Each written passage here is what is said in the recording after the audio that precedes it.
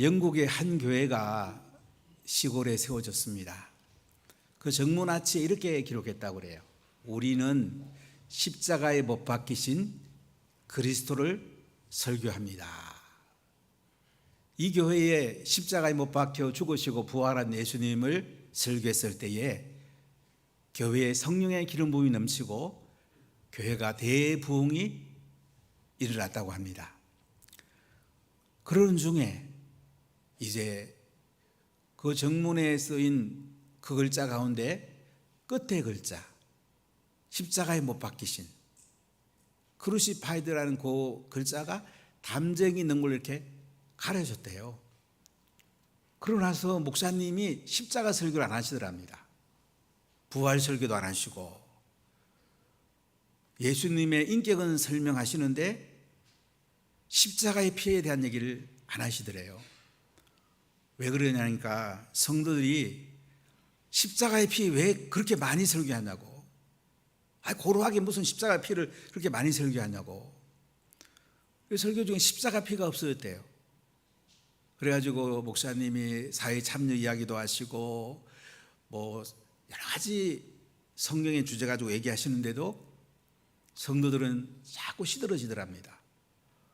그러다가 담쟁이 넝굴이요, 우리는 그리스도를 설교한다는 그 남은 가운데 또 그리스도를 덮어버렸대.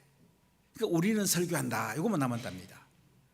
그러니까 목사님께서는 이제 뭐 동성애도 설교하고 동성애도 받아들여야 된다고 그러고 이슬람도 품어야 된다고 그러고 신문에 나오는 그 기사 가지고 와서 강단에서 강연하시고 그 교회가 완전히 무너지더랍니다. 지금 서구교회를 비유한 거죠. 제가 지난 2주에 북유럽을 방문하고 그들이 복지국가다. 참 복지국가 되는 건 참 좋은 것 같아요. 그들이 말하는 사회주의는 중국의 공산주의나 북한의 주사파 그하고는 완전히 다릅니다. 자꾸 사람들이 혼선을 가져오는 경우가 있는 것 같아요.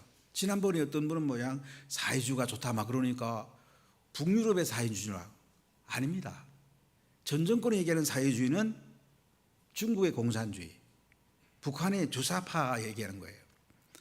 근데 북유럽의 사회주의는 평등을 강조합니다. 봉급을 많이 타는 사람은 세금을 뭐 50% 60% 내고 적게 타는 사람은 적게 내고 너무 적은 사람은 국가로부터 또 보조받고, 그러니까 노후도 그들은 경제로 어렵지 않게 살 수가 있습니다. 참 좋은 복지국가입니다. 국민소득도 우리나라의 2배가 넘습니다. 근데 저는 깨달은 게 뭐냐면 복지국가보다 복음국가가 더 중요하다. 복음이 없어진 거예요. 복음국가가 더 중요하다. 하나님 나라 국가가 더 중요하다. 저는 이 생각이 들더라고요. 루트 교회 노르웨이 본산인 오슬로에 있는 교회 가서 예배 드리면서 1시간 한 10분 정도 예배를 드렸어요. 우리 예배 시간은 거의 비슷한데 찬양이 참 많았고요. 말씀을 딱 10분 전하더라고요. 그리고 마지막에 성찬 시간에 맞췄는데 성찬식이 참 은혜가 있었어요. 말씀을 10분 하니까 말씀이 좀 작지 않을까 여러 가지 생각하며 예배를 드렸는데요. 어쨌든 간에 우리에게 가장 중요한 건 뭐냐면 복지보다 더 중요한 것은 복음이에요.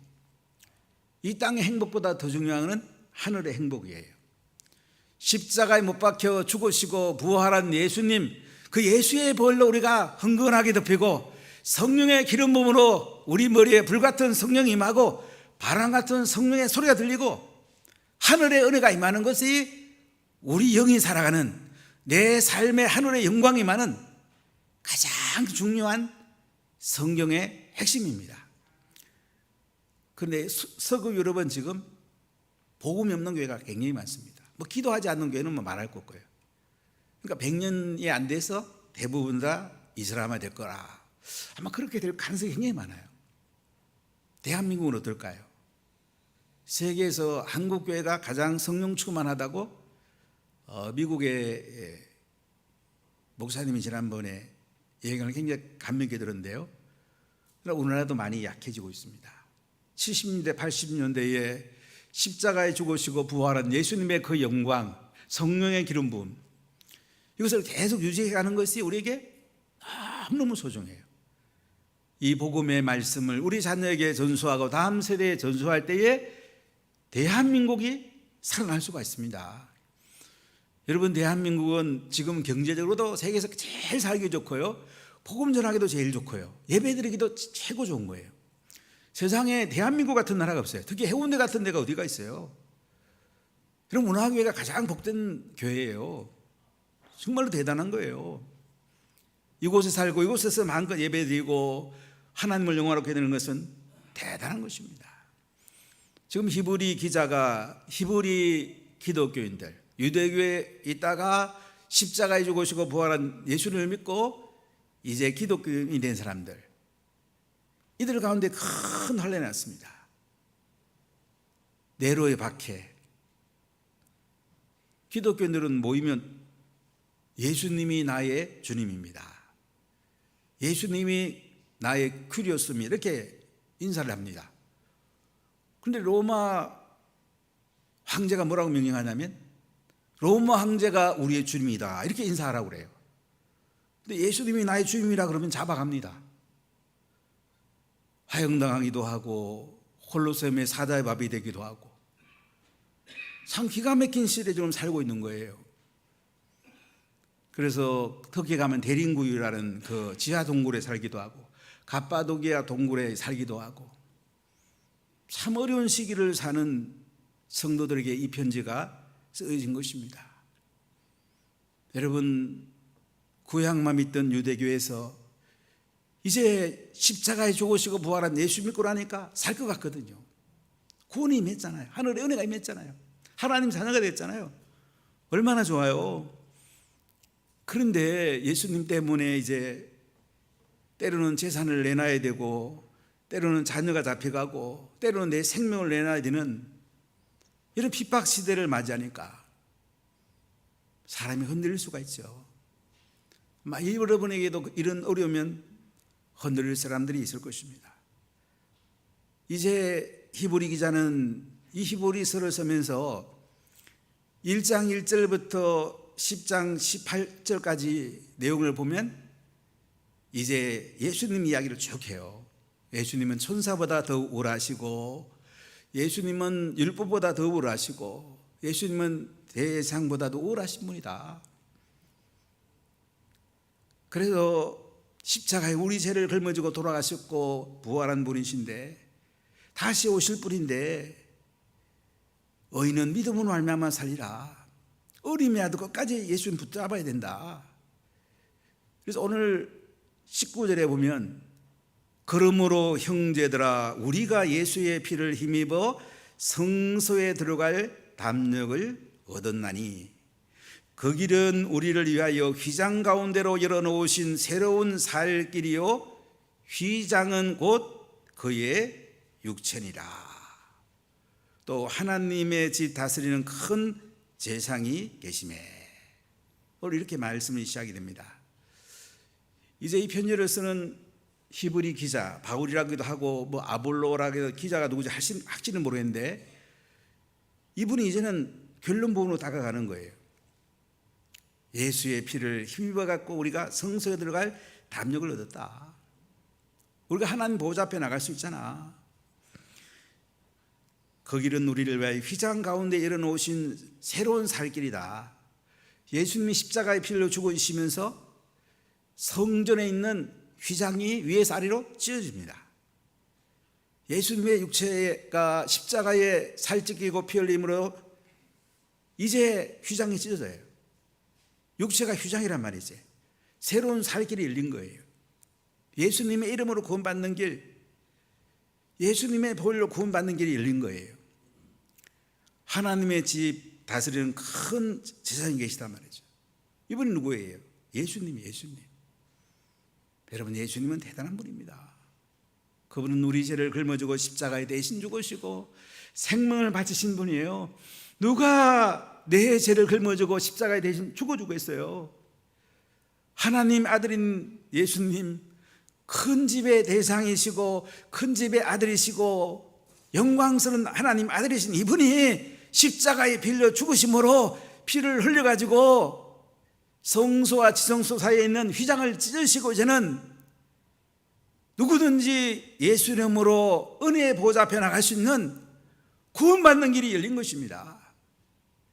그렇기 때문에 핍박이 있어도 환난이 있어도 끝까지 견디자. 끝까지 예수님 붙들자. 예수님 재림할 때까지 우리가 희망을 가지고 믿음으로 살아야 되지 않겠냐. 이 말씀을 지금 선포하고 있는 거예요. 여러분, 의인은 믿음으로 산다고 그랬어요. 오늘 첫 번째 말씀은 믿음, 소망, 사랑의 삶을 굳게 잡아야 돼요. 자, 22절을 같이 읽어보겠습니다. 우리가 마음의 부림을 받아 악한 양심으로부터 벗어나고 몸은 맑은 물로 씻음을 받았으니 참 마음과 온전한 믿음으로 하나님께 나아가자. 우리가 마음의 부림을 받았어요. 예수님의 핏부림을 받은 거예요. 여러분, 예수님의 보혈이 여러분 가운데 흥건하기를 축복합니다. 예수님의 피만이 내 죄를 사할 수 있어요. 악한 양심으로부터 벗어난 거예요. 우리가 양심의 자유를 가지게 됐어요. 저는 헌법을 공부했기 때문에 종교의 자유, 양심의 자유, 사상의 자유에 대해서 공부를 좀 많이 봤어요. 이게 물론 기독교 쪽에서 온 건데요. 우리가 예수님을 믿음으로 예수의 보혈로 양심이 깨끗해진 거예요. 양심의 자유는 예수 믿는 사람이 사실은 가질 수 있는 온전한 자유예요. 몸은 맑은 물로 씻음을 받았다. 우리 몸은 예수님의 맑은 물로 우리가 씻음 받은 거예요. 그래서 우리는 육체도 깨끗해지고 마음도 깨끗해진 거예요. 영도 하나님 관계가 열리게 된 거예요. 참 마음과 온전한 믿음으로 하나님께 나가자. 우리 마음이 예수의 보혈로 깨끗해졌잖아요. 참 마음이 됐잖아요. 온전한 믿음으로 하나님께 나가자 이거예요. 하나님께 예배의 삶을 살자는 거죠. 믿음의 삶을 살자는 거죠. 그럼 믿음의 사람은 예배 드리는 걸 좋아합니다. 새벽에 나와서도 기도하고 싶고요. 금요일 나와서도 기도하고 싶고요. 그냥 예배 드리는 게 너무 좋아요. 또 집에서도 골방에서도 기도하고 싶고요. 예배 드리는 것은 하나님의 얼굴을 뵙는 거예요. 하나님 얼굴을 뵙는 게 더 좋은 게 어디 있겠어요. 하나님 앞에 나가서 예배의 삶을 살자 이거죠. 믿음의 온전한 삶을 살자는 거죠. 우리 23절 읽어볼까요? 또 약속하신 이는 미쁘시니 우리가 믿는 도리의 소망을 움직이지 말며 굳게 잡고. 자, 믿는 도리는 진리의 삶이겠죠. 약속하신 하나님은 미쁜 분이에요. 믿는 도리의 소망을 움직이지 말며 굳게 잡아라. 예수님이 오실 거니까 소망을 가지라 이거죠. 지금 환난과 핍박이 와도 힘들어도 이기라 이거죠. 주님 오실 때 얼마나 기뻐하겠냐 이거예요. 그래서 사랑의 삶을 굳게 잡으라고 24절 25절 읽어볼까요?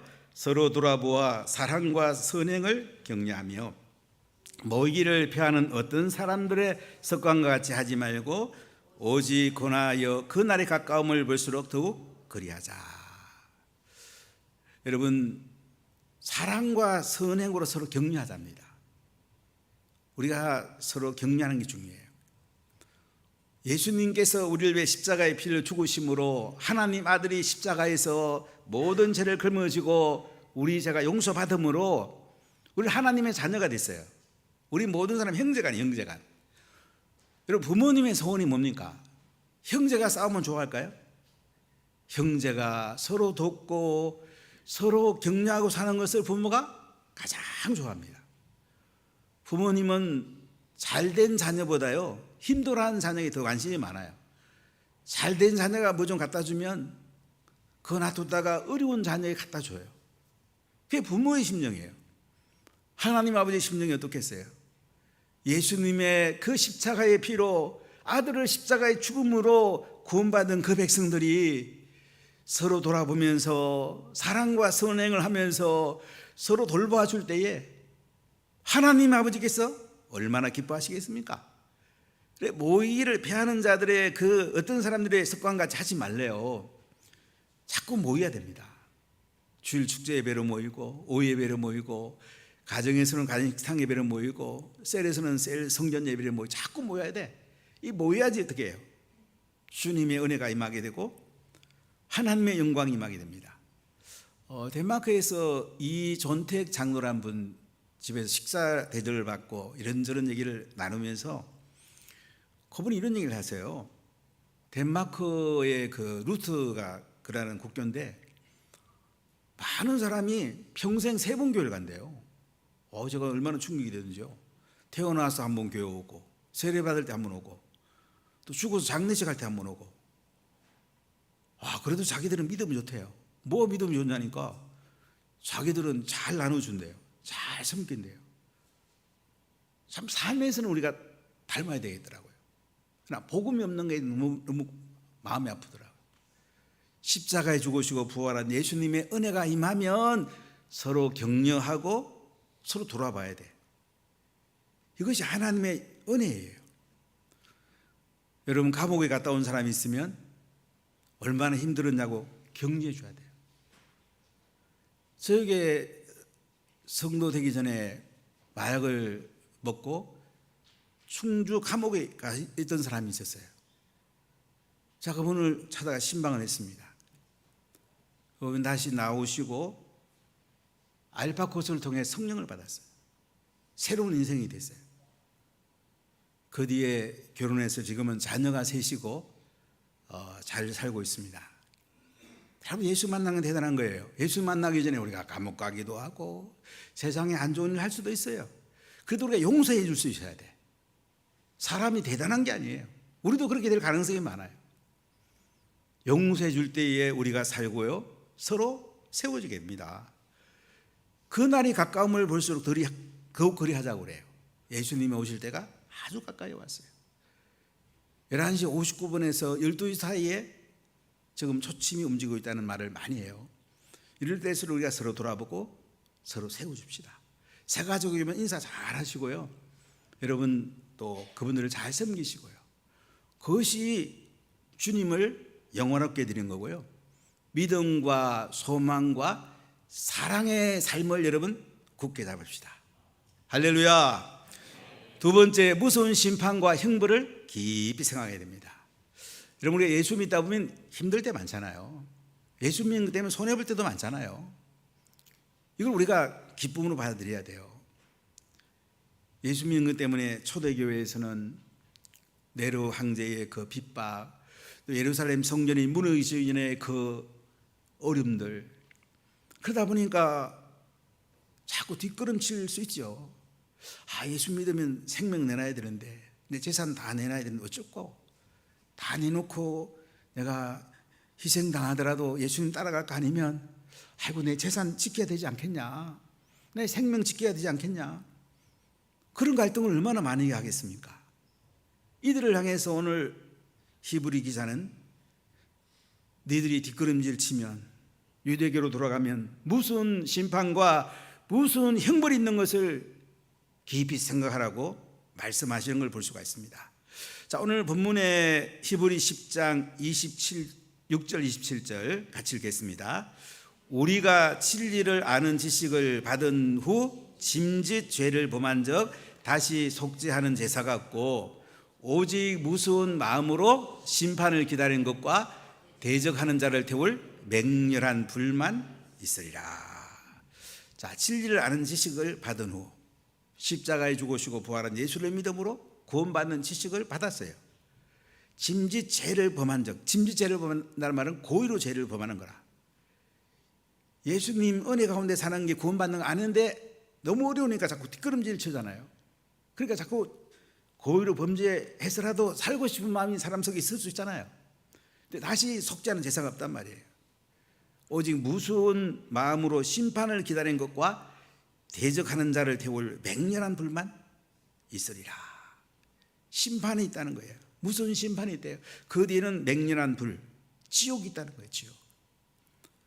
오늘날은 지옥이 없을까요? 제가 오래전에 제주대학교 친한 친구 로스쿨 교사 하는 애하고 밥을 먹다가 제가 천사 얘기했더니 오늘날도 천사 있냐고 그래요. 이성주의자는 그렇게 얘기할 수 있어요? 아니에요. 오늘날 천사도 있고 귀신도 있고요, 천국도 있고 지옥도 있어요. 아멘. 이건 영원히 변치 않는 거예요. 왜냐하면 성경에 나오는 말씀이에요. 그래서 우리가 예수님 잘 믿어야지 뒷걸음질 치면 무서운 심판이 있다는 거예요. 여러분 28절부터 29절 같이 읽어보겠습니다. 모세의 법을 폐한 자도 두세 증인으로 말미암아 불쌍힘을 받지 못하고 죽었거든. 하물며 하나님의 아들을 짓밟고 자기를 거룩하게 한 언약의 피를 부정한 것으로 여기고 은혜의 성령을 욕되게 하는 자가 당연히 받아야 할 형벌을 얼마나 더 무겁겠느냐 너희는 생각하라. 자, 모세의 법을 폐하고 이제 위반하고 두세 증인 있으면 이제 사형 판결까지 받을 수가 있거든요.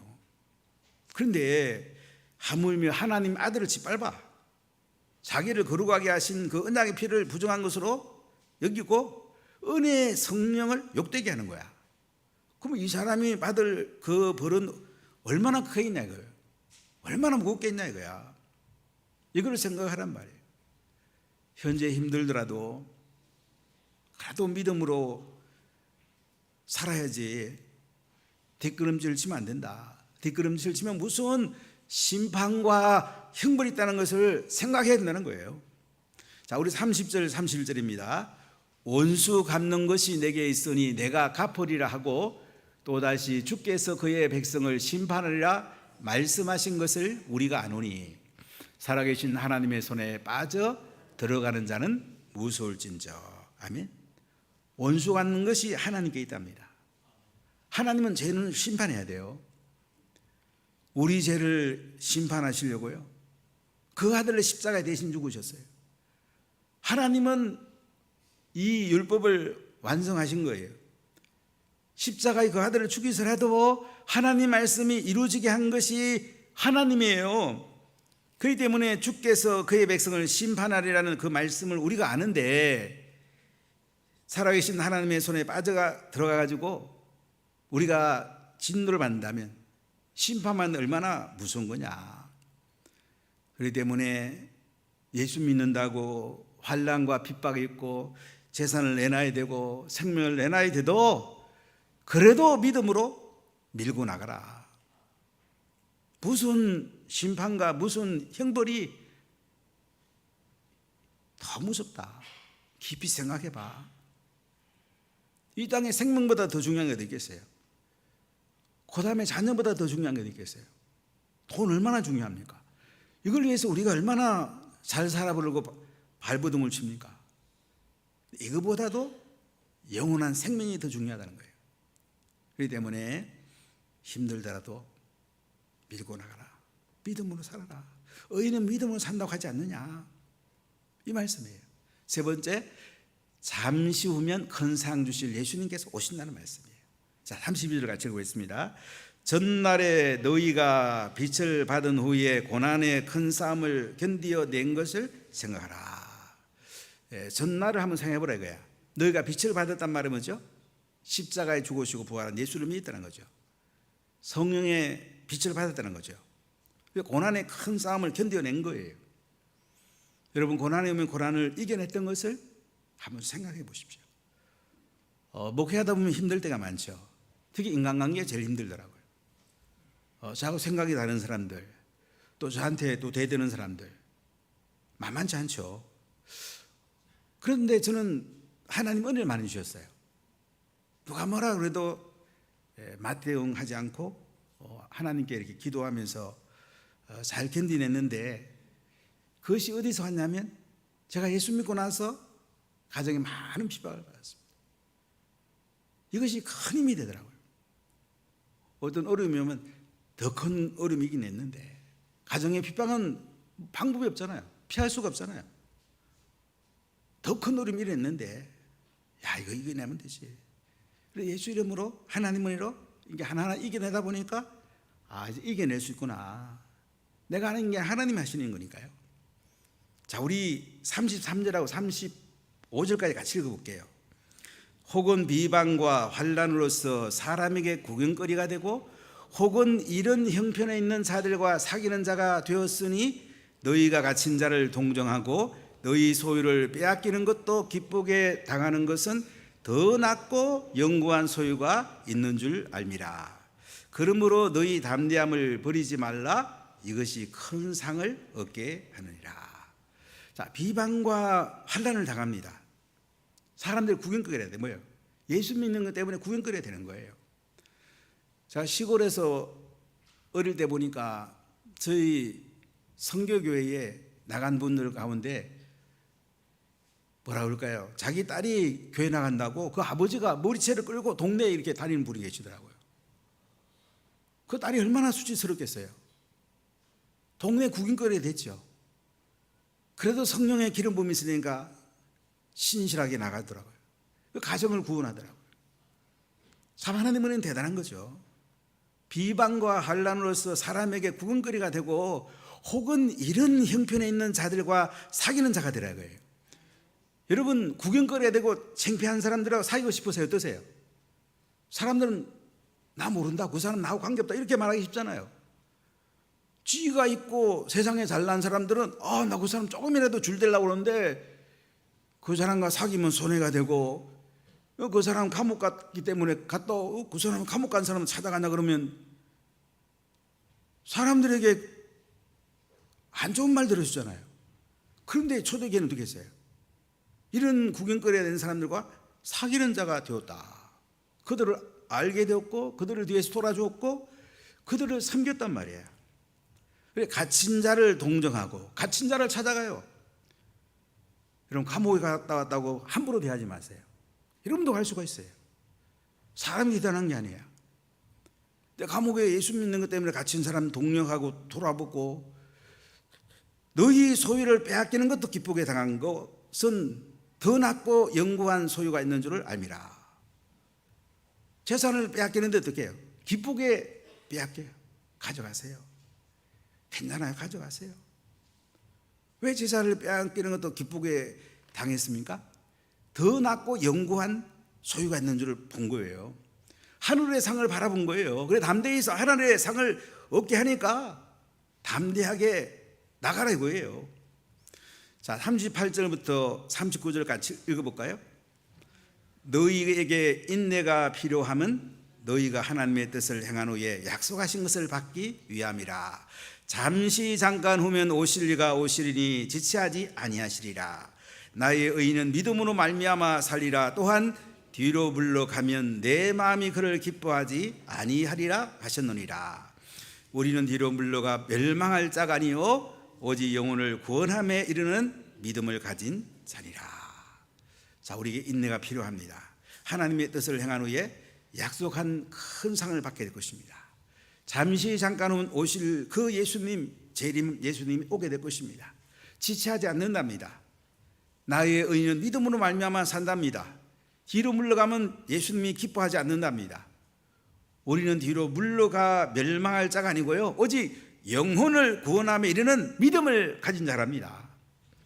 사랑하는 여러분, 우리 인생을 살다 보면 손해보면 예수 모른다고 하기 싫고 내가 피해를 보면 물러가기가 쉬워요.